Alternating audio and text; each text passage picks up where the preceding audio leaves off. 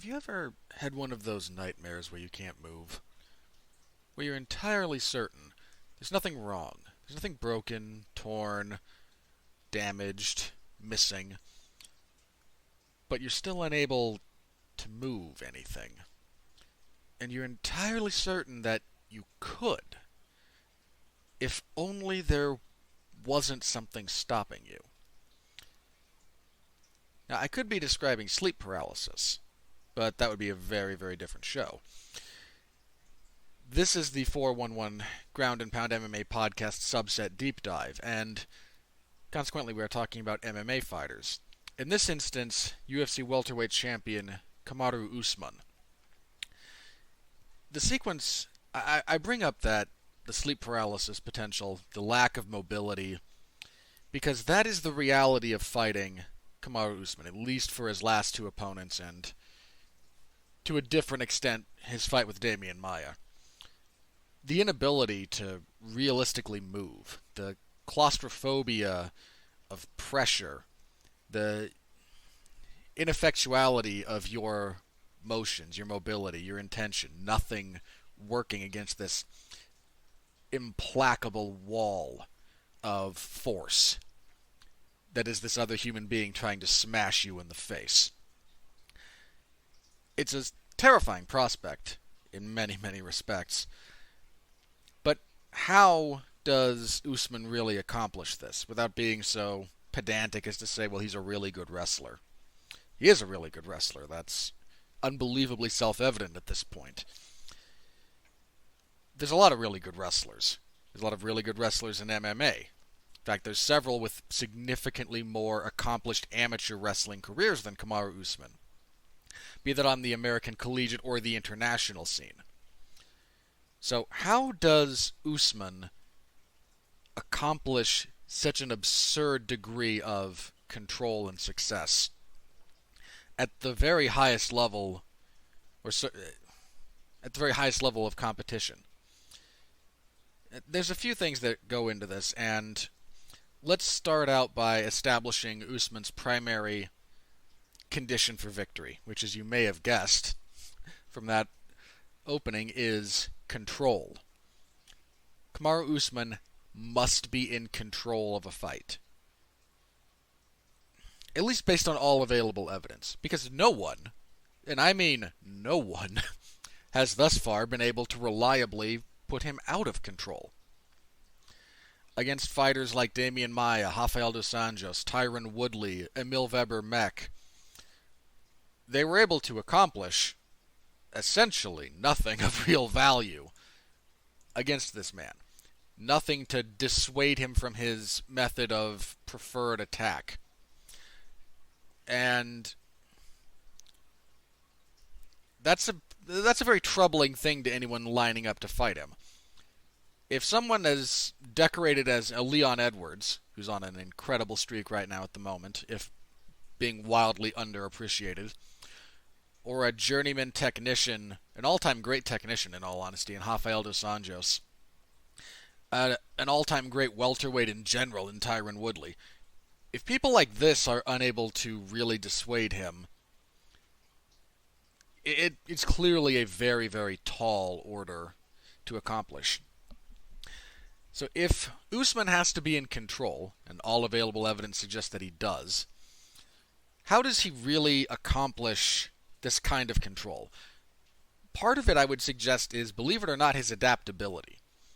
For a man presented as being as one-dimensional as he is, and one-dimensional in this case being a singular dimension coming to the forefront, in Usman's case his wrestling, he applies it in very different ways depending on the opponent. In fact, if you look at his last three fights, those being in order, Demian Maia, Rafael dos Anjos, Tyron Woodley, he accomplishes the bulk of his work in different areas in all three. Against Maia, he scored 83% of his total significant offense, and however much value you wish to place on the UFC statistics team, differentiating between significant and insignificant is up to you as an individual. but he landed 83% of his total strikes at distance. That was over the course of a 5-round fight. And that was contested at a, not an absurdly high pace, but a relatively high pace.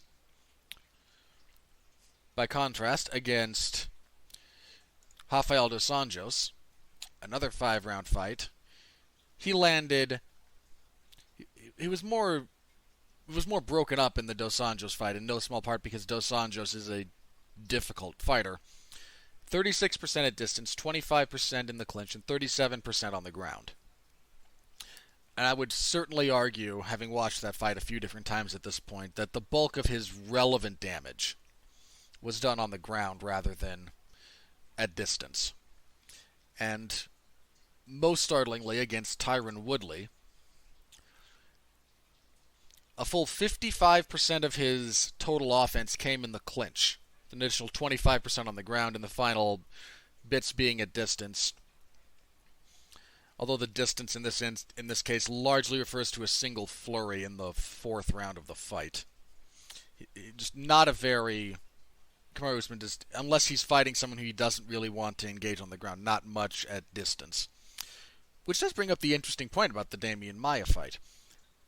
Usman was able to use his wrestling in reverse, as the phrase goes, and still control where the fight took place and the pace at which the fight was contested. These are unbelievably fundamental to his success. Now, he again achieves these in slightly different ways depending on his opponent. Against Dos Anjos, it was a decent enough mix of clinch and groundwork based on the skill set of his opponent. Against Maia, almost all on the feet. And against Woodley, the vast majority in the clinch. Because taking Woodley down is a tall order. In fact, coming into the Usman fight, Woodley had the highest takedown defense of any active fighter, I believe. That's what the broadcast has said, at least. And retrograding the statistics is a little bit of a difficult thing. At the moment, the highest takedown percentage belongs to Kamaru Usman. Takedown defense rating. He's never been taken down in the UFC. Depending on what site you look at, they may not give him credit for it because the UFC stats site in particular has a mandate of at least 20 fights. Or I believe it was at least 5 fights, and something like 20 times people have tried to take you down, though those might be reversed. Suffice to say, Usman's 100% takedown defense rating is in no small part because most people just don't even bother trying. Or his own wrestling attack is so aggressive that it precludes them trying. He's only been swept, I believe, once. In the Rafael dos Anjos fight, dos Anjos hit a Kimura sweep on him. Was able to only use it to kind of scramble up briefly before Usman was back on him. The control aspect of this fight of Usman's game is startling because it is so efficient. No one has been able to force him out of control of a fight for anything approximating a legitimate portion of the fight. And as many fights as he's had in the UFC, as many rounds as he has fought in the UFC, and against the increasing opposition that he has faced, that is an incredibly impressive feat. There are a couple of small details that Usman uses. I bring up the Woodley one in particular because Woodley had never comprehensively been out-wrestled prior to that fight, not in the MMA context at least. And Usman did so very thoroughly. Even the stuff that was fence wrestling or clinch fighting on the fence was dominated by Kamaru Usman. There's a few different things that he does. One of them is he prioritizes the left underhook. This is very, very true in the Woodley fight. It allows him to have a degree of control over Woodley. Underhooks are always a valuable tool. Anyone who knows anything about fighting, be that practically or analytically, will tell you in great detail about the value of an underhook. I think Usman's predilection for the left underhook is because he is very right side heavy with his offense. It's not that he never fires from his left side, but it is more rare. He prioritizes firing damage from his right more often than not.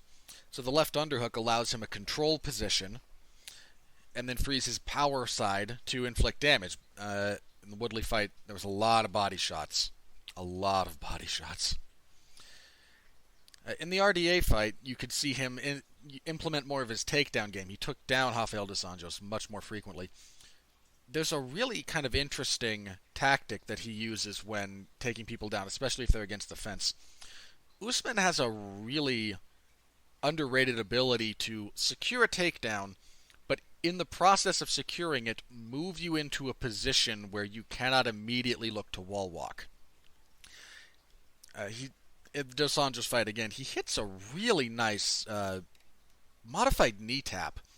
He has the left underhook, which he has relatively high in this case. He looks to change level, and his right hand, which is free, goes all the way down Dos Anjos' side to grab at the knee or the calf almost. He gets very low with it. Picks that leg up, and then so as he forces the takedown, he's able to spin Dos Anjos completely away from having his back to the fence to his head pointed into the middle of the cage. When fighting Tyron Woodley, he was able to get a couple of takedowns, one a very impressive body lock. And every time he does so, he does a good job about repositioning his opponent so that they can't immediately wall walk, immediately scramble. They're going to have to put more effort into that endeavor than just perpetuating the motion that he creates with the takedown. This speaks to Usman's pace, but not only his pace, his style of pace. As a contrast to Colby Covington, who I talked about in another one of these podcasts, you can find that relatively easily. I mentioned that Covington likes motion. His style is very labor-intensive as well, but it's very aerobic. Motion, scrambles, high volume of striking, and that is very fatiguing, but it's also very differently fatiguing than what Usman does. Usman will put a high pace on you, but while it is labor-intensive, it is more static. It's more isometric versus aerobic. And overcoming that requires a very different level of conditioning, which is not to say better or worse, simply different. If you've ever seen some... how do I say this? There are various feats of strength, some of which involve the explosive motion of lifting weight. You can take some very, very strong people who can lift tremendous amounts of weight. If you then ask them to simply hold it in a static position, especially one at stress away from the body, it becomes more difficult. Perhaps a better comparison in this case is runners. Given that Covington's style is, again, very aerobic, very motion-based, there's a tremendous amount of runners, be that sprinters or long distance, who are incredible athletes, who do not have the physical strength to do a tremendous amount of lifting, because that's not what that's not what their sport is designed to do. And the reverse is true as well. If you ever watch a lot of strongman competitions, they tend to be spaced out over periods of time because what they do is so physically draining, and the body type that you need to engage in that level of strength training, feats of strength, is not conducive to great cardiovascular conditioning. Again, neither is better or worse than the other. They're simply different, and it is a stark difference as far as this matchup goes. Usman's ability to impose static positions and then force you to go from static to generate motion is tremendous, and it's a that kind of explosion is a very different kind of drain on your conditioning than perpetual motion. Usman is very, very good about fighting at a high pace through control positions, through relatively static positions. And this goes a little bit into some of his greater strategy that I think it's important to discuss. I've talked a little bit in the past about I kind of refer to it as the Khabib Meta. That is the foregoing of the sport jiu-jitsu positional hierarchy in favor of a position that you can maintain safely and then inflict damage. Now, Usman very much falls into this school of thought, especially as his career has progressed. If you watch some of his very early UFC fights, he does a lot more passing. And sometimes to his detriment, because every time you pass, it can create openings for your opponent to then generate motion, for you to lose a position. And as time wore on, he still will look to pass, but he sets up his passes differently, and he will completely forego certain positions as a transitional means. A lot of this specifically like side control. Usman doesn't do a lot of work from there. There's a point in the Woodley fight where he takes Woodley down and lands in side control and then begins to work, but he, even from there, somewhat quickly puts himself back into half guard, because it is a position that is easier to control, even if it is less likely to generate a finish. And this is a lot of Usman's game. Finding a position of reasonable control that he can force and retain where you can't, and then winning minute over minute, round after minute to minute, round to round, until you are utterly out of the fight. Either broken down physically, beaten. If you give him enough openings, he will inflict damage, or time runs out and you've just done nothing of any real value as far as scoring criteria goes. It's a very labor-intensive style, but it is an important one, because there's a lot of fighters, especially high-level fighters, who are starting to adopt this strategy of just putting in a lot of time into reasonable control positions and then being better in that spot than whoever they're fighting. Leon Edwards does this a lot, especially in the clinch. Covington sort of does this when wrestling. Khabib does this, although Khabib is something of a statistical outlier if you look at propensity for finishes or just ability to inflict damage. Because while he very much foregoes a lot of the traditional control positions, or certainly the transition between them, he is very, very good about punishing you once he gets to anything remotely approximating a position that he feels comfortable enough in retaining. Usman prioritizes maintaining control more than inflicting damage. This is not to say better or worse. Again, this is a strategic and tactical choice on his part that has thus far served him exceptionally well.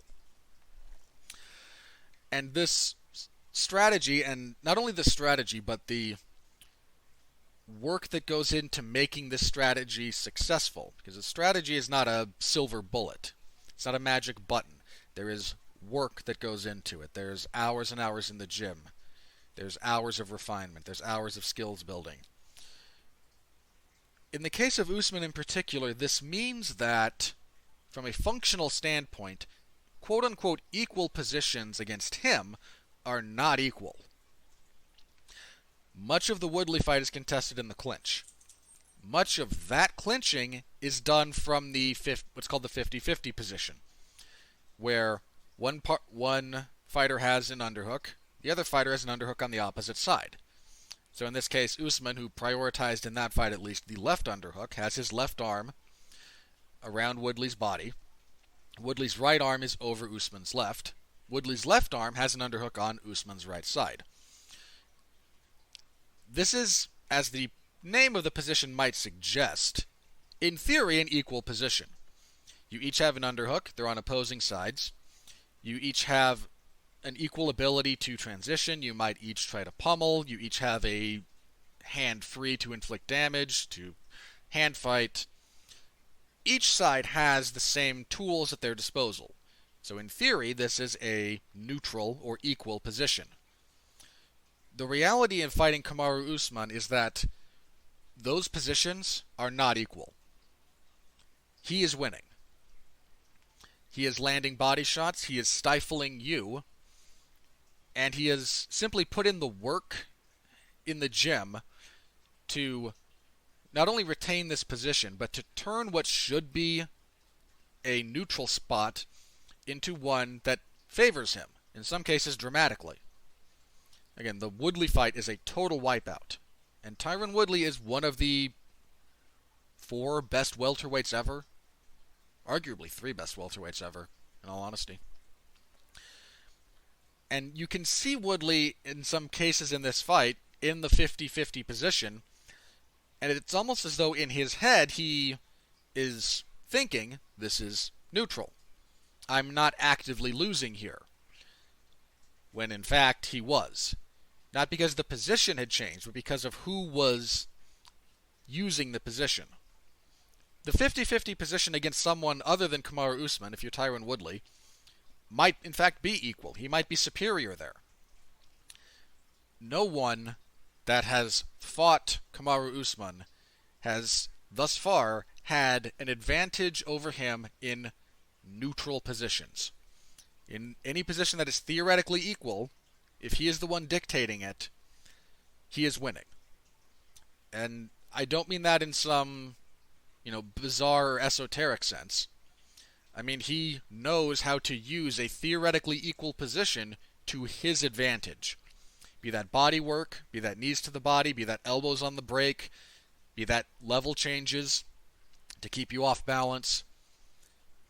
Any position that he puts you in that should be relatively equal is not equal when you're fighting him. There are plenty of other fighters that position might in fact be equal. Rafael dos Anjos, when he fought Robbie Lawler, a lot of that fight is in the clinch. And a fair bit of that is, again, kind of towards the 50-50 position or pummeling, because Dos Anjos uses a lot of like the double collar tie or the tie clinch. And against someone as decorated and violent as Robbie Lawler, Dos Anjos was able to work very, very well from there. Even with his back to the fence for a lot of that, Dos Anjos worked very well. That same position against Kamaru Usman shifts radically away from Dos Anjos' favor and into his opponent simply because it's Kamaru Usman.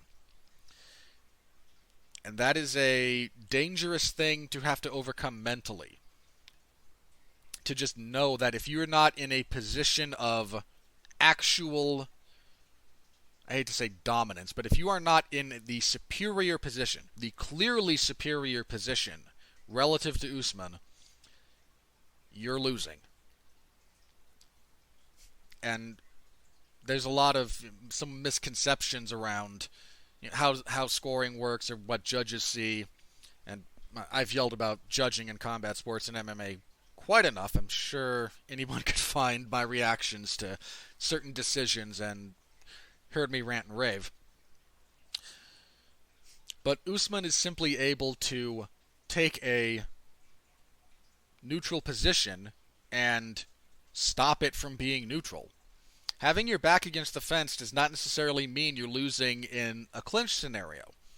Dos Anjos does a lot of his clinch work with his back to the fence if necessary. Demetrius Johnson would have his back on the fence and just outwork you even though you're the one leaning into him. Similar to how guard is a neutral position.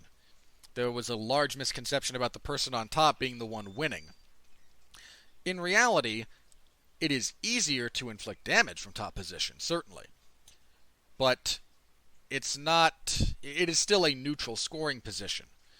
Much the same way that if you're standing, you might have a easier time scoring damaging points fighting out of the orthodox stance rather than the southpaw stance. But when you're standing at distance, you are still scored neutrally until someone starts inflicting damage. And in almost all of these theoretically neutral positions, Usman has found a way to be the one winning. Be that through working harder, working smarter, both in some cases. His pace simply wearing on you, and the type of pace he puts on you. Tensing your muscles for long periods of time is unbelievably draining. And when you're fighting Usman, there is a tremendous amount of tension. When you fight Covington, I'm comparing and contrasting these two deliberately, you have to be in condition for motion. When you're fighting Usman, you have to be in condition for tension. And you can actually see very briefly in the Woodley fight, which despite being a 5-round unanimous decision, there is only one point in that fight when I feel Usman gets tired. It comes in the 4th round when he wobbles Tyron Woodley on the feet and looks to unload with strikes in the pocket, somewhat at distance relative to, if you define distance as anything not the clinch or the ground. And he swings for the fences for a little bit, and after he is unable to secure the finish, he reclinches to buy himself time to recover. It is not that he is relaxing in the clinch, but he is conditioned more for the static control positions, and that actually buys his shoulders and his arms time to recover from the extended aerobic motion of throwing a lot of punches at distance. That he was it's a minor thing, but if you're looking for something, the notion that you can simply make Kamaru Usman work and he will fade is profoundly inaccurate, much as it is with a lot of people. You have to make them work in a specific way. It is in my estimation, the defining characteristic of the upcoming fight between Usman and Covington. The more that fight moves, the more it favors Covington.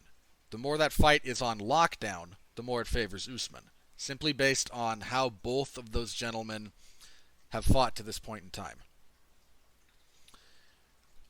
And that's kind of my position on Usman right now. He's an incredible fighter. His conditioning is superb to wrestle the way he does. That kind of static, constant tension. It is incredibly draining, and he can do that for 5 rounds against the highest level of opposition.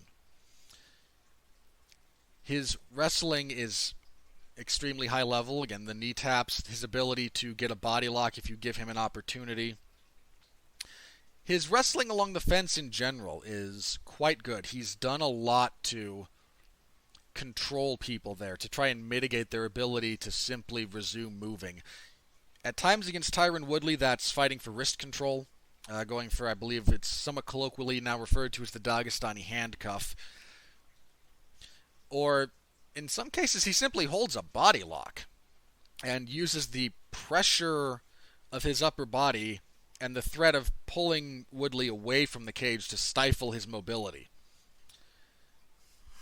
And Usman's wrestling is very, very high level, and it's not one-dimensional. It works well from the clinch. He transitions from clinch takedowns, from upright position in the clinch to a takedown very quickly.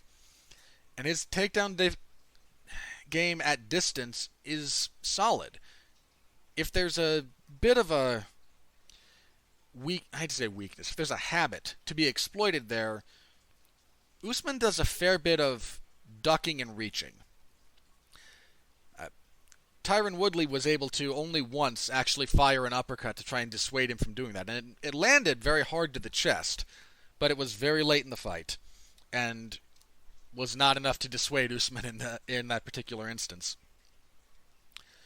If you leave your leg close to Usman, he's got a very quick snatch single in that he will grab it. And even if he can't generate the motion, start spinning you, running the pipe, or transition to a trip a la Daniel Cormier, once his hands get together, if you are not in open space, he's going to transition into a clinch, and then if you are not the one in a superior clinch position, you're going to be in trouble because you're not going to be able to move, and he's going to be the one winning that position through his knowledge of it, through his ability to inflict damage, and through his ability to maintain said position almost ad infinitum at this point. He has not looked tired at all when fighting in those types of scenarios. And I'm not sure who presents the biggest challenge to him if Colby Covington is unable to have any success. Covington's style is built to ask very, very real questions of Usman, both in not just in terms of pace, but in type of pace. In fighting someone who can match a degree of his MMA tuned wrestling. I'm just not sure who really has a great shot at besting him if Covington not only doesn't win, but doesn't find any success. There are certainly relevant challengers. The Leon Edwards fight would be a rematch. Usman bested him earlier in both of their UFC careers, but Edwards and Usman have both improved tremendously since then. There's Jorge Masvidal, who is a tremendous, tremendous fighter, but on paper at the moment does not seem to match up well with Usman. I've become more impressed with Kamaru Usman's game the more I have studied it, because he is so good at simply nullifying everything his opponents try to do. And that is an extraordinarily difficult thing. To take another high-level fighter, impose your game on them, and never let them dissuade you in any sort of way from continuing along that path is a very, very hard thing to do, and he has done it exceptionally well. I am extremely interested in his fight with Colby Covington. It might not be a barn burner in the traditional sense, but there's a lot of very interesting things to look forward to in that fight. And that's going to wrap up this particular episode. Thank you very much for listening. Please, I'm going to do the traditional thing here. Like, comment, subscribe, tell a friend. If you are interested in what my thoughts on that particular fight, you can stop by the MMAZona411mania.com this Saturday. I will have live play-by-play coverage of UFC 245, so stop by, say hello. You don't have to say hello. You can stop by and just read along. I'm perfectly okay with that. And this Sunday, I will be hosting, as usual, the 411 Ground and Pound MMA podcast proper. This week it will be a review of UFC 245. We'll go over all of the action, and I do hope you'll join us. Until then, I am again Robert Winfree. Thank you very much for being here. Stay safe out there, and please continue to be well, be safe, and behave.